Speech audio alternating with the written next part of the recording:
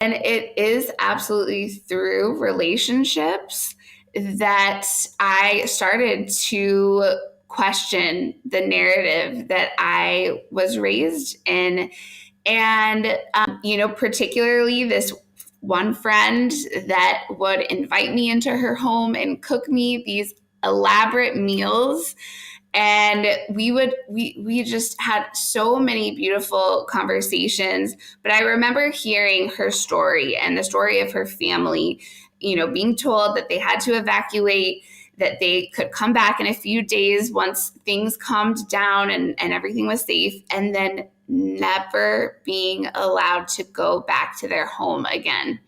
And I do remember this internal feeling of that's not right. But at the same time, I still had this skewed understanding of the situation. And so, I am so sad and embarrassed to say it now, but I remember, hearing her story, but trying to justify why Israel might have done that, and why they were, still God's chosen people, and why we still needed to support them.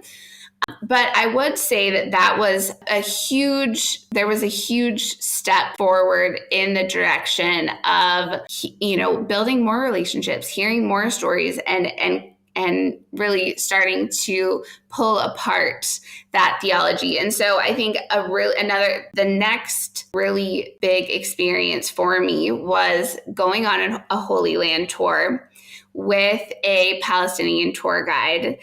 And I didn't realize it at the time, but I got to see a side of the Holy Land that I think so many people don't get to see.